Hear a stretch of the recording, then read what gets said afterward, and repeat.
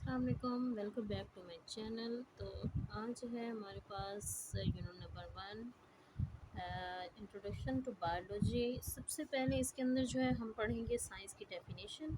Science की definition में हमने देखना है कि साइंस जो है एक ऐसी स्टडी को कहते हैं जिसके अंदर हमने किसी भी चीज़ों को ऑब्ज़र्व करना होता है, उसके एक्सपेरिमेंट्स रन करने होते हैं एंड देन हमने at the end logical conclusions drawn करनी होती हैं।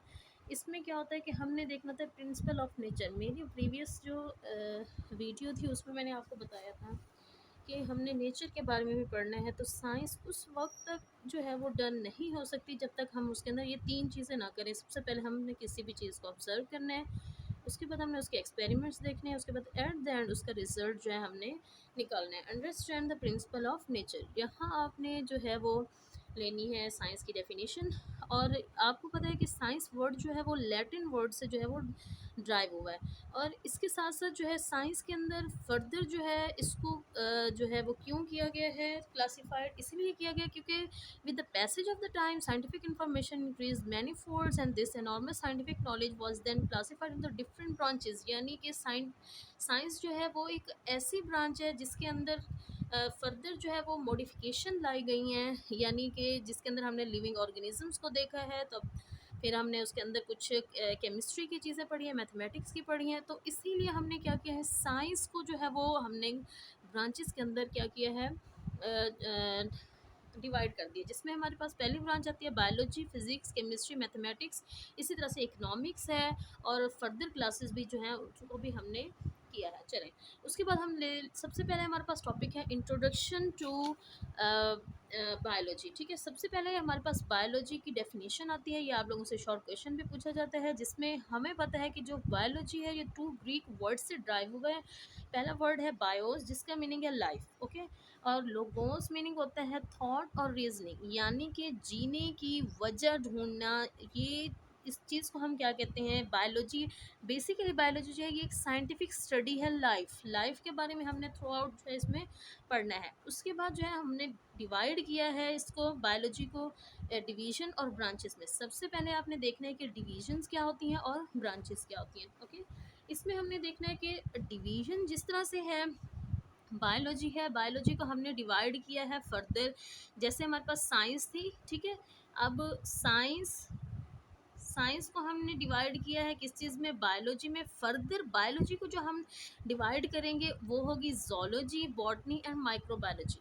ठीक है, आप लोगों ने ये शॉर्ट क्वेश्चन आप लोगों से पूछा जाता है कि what is the divisions and branches of biology. तो सबसे पहले जो हमारे पास तीन जो है वो बेसिकली जो है वो हमारे पास इसकी डिवीजन है बायोलॉजी की। सबसे पहले हमारे पास जोलॉजी है and then botany and the microbiology. चलें, सबसे पहले हम जोलॉजी को पढ़ते हैं। जू वर्ड से आप लोगों ने याद रखना है, जू क्या होता है, चिड़ियाघर। ठीक है, तो जू वर्ड आपने याद रखना है। चिड़ियाघर में क्या चीज़ मौजूद होती हैं, एनिमल्स होते हैं। इसीलिए आपने इसको यहाँ से रखना है कि the division of biology deals with the study of animals, ऐसी। लेकिन आपने ये वर्ड लाजमी लिखना है कि द डिवीजन ऑफ बायोलॉजी, ये हम डिवीजन कर रहे हैं, अभी हम ये ब्रांचेस नहीं पढ़ रहे, हम बायोलॉजी के अभी डिवीजन्स को देख रहे हैं। हमने कहा है कि बेसिकली कितनी डिवीजन्स होती हैं बायोलॉजी की, 3।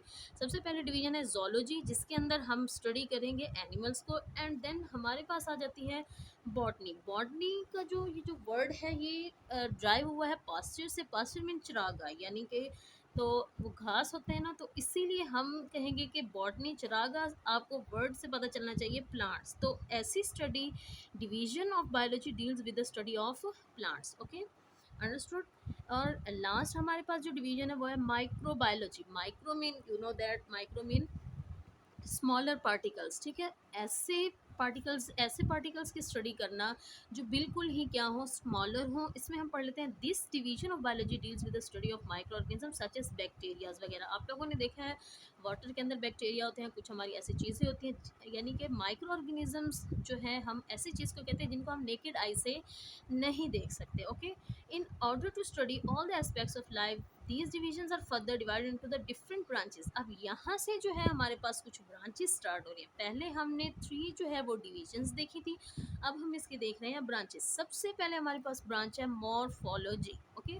मॉर्फोलॉजी जो है हमारे पास होती है किसी भी चीज़ की शेप या फिर स्ट्रक्चर को स्टडी करना, हम उसको कहते हैं मॉर्फोलॉजी। मॉर्फोलॉजी हमारे पास दो तरह की होती है, इंटरनल मॉर्फोलॉजी भी होती है और एक्सटर्नल भी। ठीक है, यहाँ हम लिख लेते हैं इंटरनल प्लस एक्सटर्नल, समझ आइए।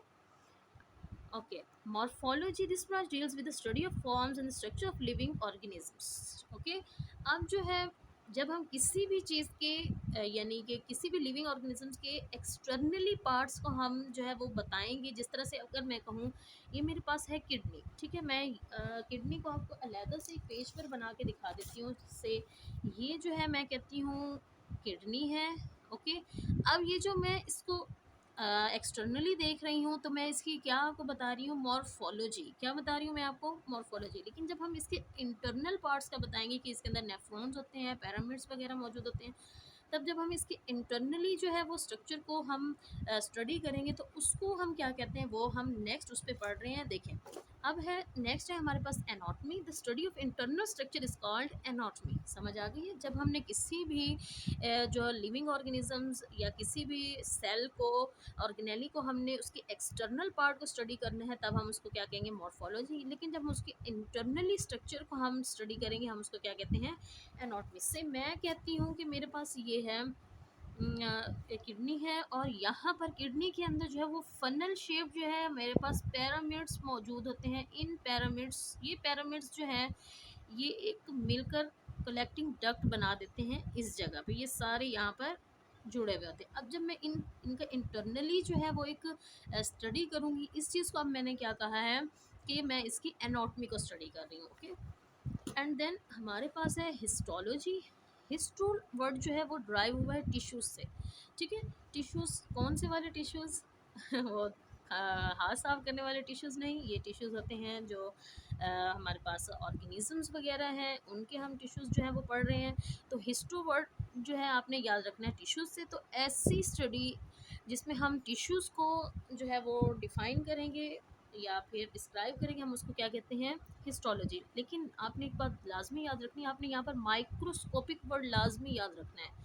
बच्चे जो होते हैं किस तरह से करते हैं कि बस कह देते हैं the study of tissue is called histology. Not, it's not enough.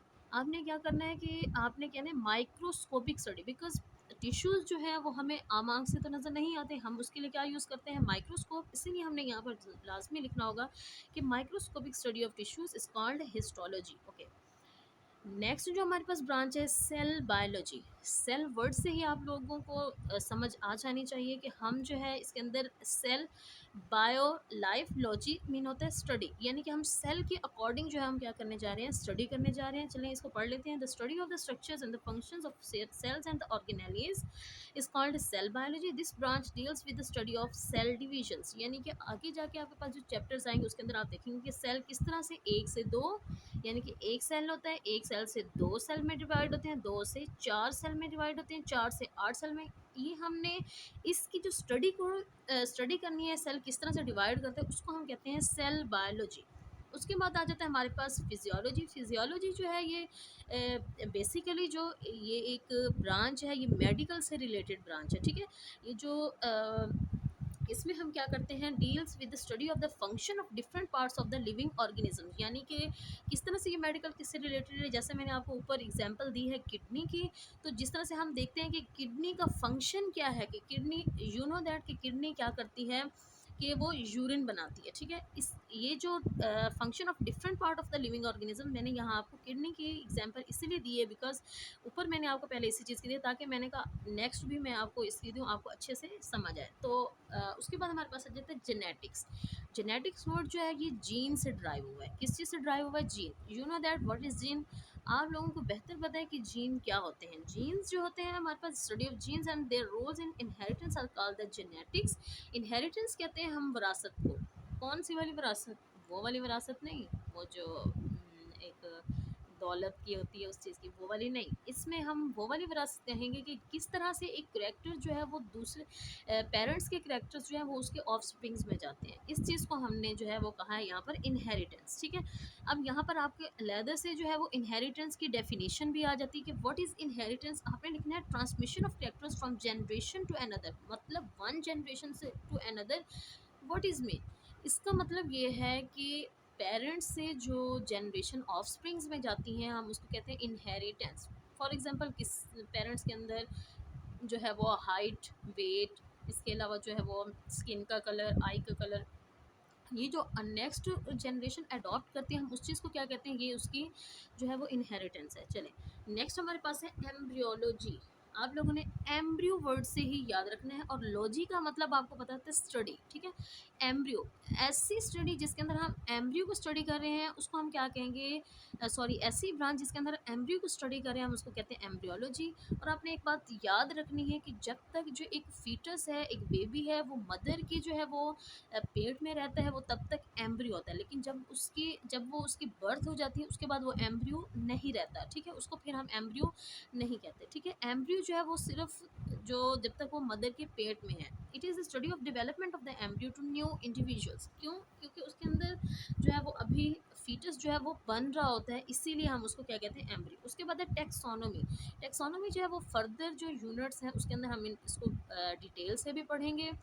Taxonomy में बेसिकली होता है कि हमने साइंटिफिक नेम रखने होते हैं किसी भी चीज़ को, उसको क्लासीफाई करना होता है। फॉर एग्जांपल जिस तरह से एक हमारे जो पाकिस्तान है उसके अंदर जैसे प्याज है, उसका जो है क्या नेम है, दूसरे कंट्रीज़ में उसका क्या नेम है, इन सारी प्रॉब्लम से निकलने के लिए जो साइंटिस्ट थे उन्होंने एक ही नाम उसको दे दिया, जो है ना वो साइंटिफिक नेम, ठीक है, ताकि अगर कहीं भी बैठकर हम अगर प्याज के बारे में बात करें तो सबको पता हो कि ये प्याज के बारे में बात चल रही है। ओके, उसके बाद जो है okay palaeontology, it is the study of fossils which are the remains of extents of organisms. आप देखिए, आपने पैरेंट वर्ड से याद रखना है कि आपने देखना है कि हमने किसी भी, चाहे वो प्लांट्स हैं या एनिमल्स हैं जो एक्सटिंक्ट हो चुके हैं हमारे पास ऑर्गेनिजम्स, उनकी स्टडी को हम क्या कहते हैं, पैलेंटोलॉजी। इसमें क्या होता है, बेसिकली हम फॉसिल्स को स्टडी करते हैं। फॉसिल्स होते हैं जो remains of animals and plants, ठीक है। आप लोगों ने बस एक बार याद रखनी है, पैलेंटोलॉजी में बस आपने देखना है कि एक्सटिंक्ट ऑर्गेनिजम्स आने चाहिए। फॉर एग्जांपल जिस तरह से हमारे पास थे डायनासोर्स वगैरह थे, वो अब नहीं रहे, तो उनकी जो वो बोन्स वगैरह उनको जोड़ के एक स्ट्रक्चर बनाया गया, और ये कॉन्सेप्ट लिया गया कि जो डायनासोर्स थे वो इस तरह के थे, ठीक है। ओके, आपने बस यही कहना है कि study of fossil fuels which are the remains of the extinct organisms is called paleontology. और अलहदा से भी फॉसिल फ्यूल्स की जो है वो डेफिनेशंस आप लोगों के पास आ सकती है। उसके बाद है इन्वायरमेंटल बायोलॉजी, ठीक है।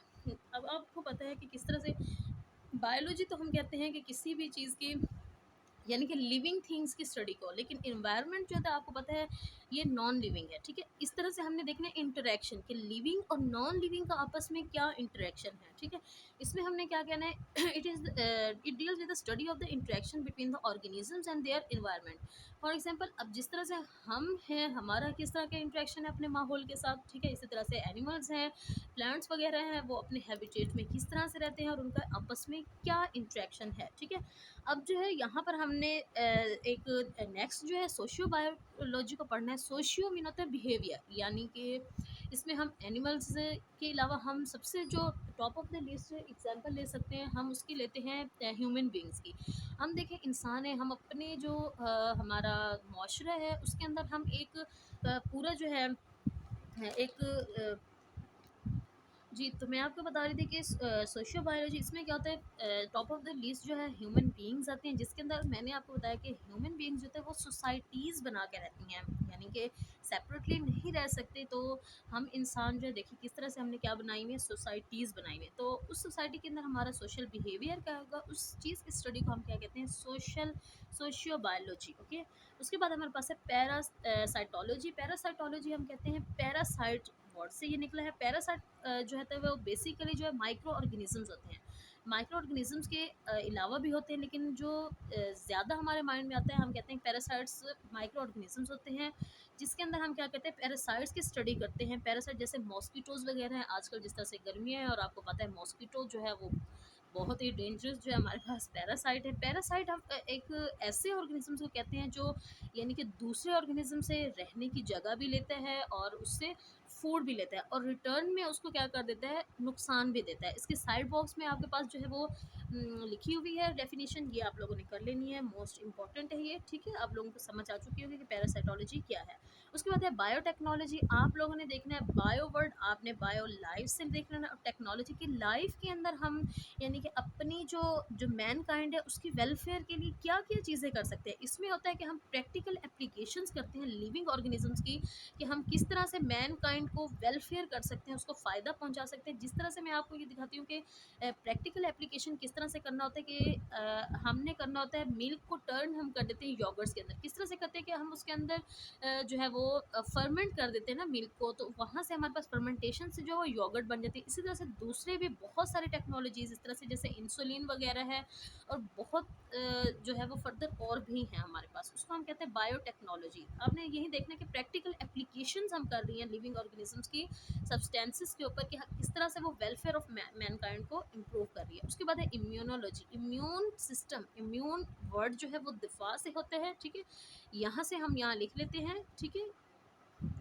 अब ये वर्ड जो है हमारी जो इम्यून सिस्टम है, आपको पता है क़ुव्वत मदाफ़त जिसको हम उर्दू में कहते हैं, ये जो है it is the study of the immune system of animals which defend the body against invading microbes. अब देखिए कुछ लोग ऐसे होते हैं जिनका जो है इम्यून सिस्टम बहुत ज़्यादा जो है वो वीक होता है, और कुछ जो ह्यूमंस हैं या एनिमल्स हैं उनका जो इम्यून सिस्टम होता है वो वीक होता है, ठीक है। अब जिसका इम्यून सिस्टम जो है वो स्ट्रांग होता है, वो खुद ही क्या करते हैं उस जो इन्वेडिंग हमारे पास माइक्रोब्स होते हैं उनको वो खुद ही एडजस्ट कर लेते हैं और हमारी बॉडी को इतना ज़्यादा हार्म नहीं होने देते। लेकिन इसमें क्या है कि हमने ये पढ़ना है कि हमारा जो इम्यून सिस्टम है एनिमल्स का, वो बॉडी को किस तरह से डिफेंड कर रहा है, डिफेंड मीन उसको किस तरह से प्रोटेक्ट कर रहा है। उसके बाद है एंटोमोलॉजी, स्टडी ऑफ इंसेक्ट्स। आपने एंटो वर्ड जो है ये मैं आपको याद कर लेने के लिए सिर्फ बता रही हूँ। एंटो आपने आंट वर्ड से याद रखना है, आंट भी तो एक इंसेक्ट ही है ना, तो आपने एंटो आंट से वर्ड आपने अपने माइंड में रखना है। ये सिर्फ मैं आपको याद करने के लिए बता रही हूँ ताकि आपके माइंड में रह जाए, ठीक है। तो एंटो जो है study of the insects is called entomology. Last है हमारे पास फार्माकोलॉजी। फार्मा वर्ड आपको पता है फार्मेसी से ड्राइव, और फार्मेसी पे क्या मिलती हैं आपको, मेडिसिन, ठीक है। It is the study of the drugs and there effects on the system of human body, यानी कि क्या ड्रग्स क्या है और उनके इफेक्ट्स क्या होते हैं ह्यूमन बॉडी पर, वो हमने देखना है। साइड बॉक्स पर भी हम देख लेते हैं क्या लिखा हुआ है, मैं देख लेती हूँ। Human populations, growth, infection, disease, addictive drugs and populations are the major biological issues today. ये आप लोगों में के पास जो है वो शॉर्ट क्वेश्चन में भी आ सकता है। इसके अलावा जो है ये एमसीक्यूज में आ सकता है कि आजकल ह्यूमन की पॉपुलेशन जो है वो मतलब बायोलॉजिकल इश्यूज, आज के बायोलॉजिकल इश्यूज क्या है, एक तो है कि ह्यूमंस की पॉपुलेशन बढ़ रही है और डिजीजेस बढ़ रही हैं, कुछ एडिक्टिव ड्रग्स हैं, पोल्यूशन बढ़ रही है, इस वजह से जो है वो ये बायोलॉजिकल इश्यूज हैं मेजर, ठीक है। उसके बाद यहाँ मैंने एक ब्लॉग छोड़ दिया था, वो भी हम देख लेते हैं। ये ब्लॉग है हमारे पास मॉलिक्यूलर बायोलॉजी का, जिसको हम बायोकेमिस्ट्री भी कहते हैं, deals with the study of the molecules of the life, okay, जिसमें हम लाइफ के मॉलिक्यूल्स को स्टडी करते हैं, जैसे वाटर है, प्रोटीन्स वगैरह हैं, carbohydrate, lipids and the nucleic acid. आप लोगों को पता है जैसे हमारे जो डीएनए है वो किस चीज़ से बना हुआ है, वो भी तो हमारी लाइफ में आता है। इसी तरह से कार्बोहाइड्रेट्स हैं, ग्लूकोज वगैरह हैं, वो भी हमारी लाइफ से रिलेटेड है, वाटर है वो भी हमारी लाइफ से रिलेटेड है। जी ये था आज का हमारा लेक्चर। होप सो कि आप लोगों को समझ आई होगी। फर्दर वीडियोस को और लेक्चर्स को लेने के लिए आप मेरे चैनल को सब्सक्राइब करें, शेयर करें और लाइक करें ज़रूर। Thank you. अल्लाह हाफिज़।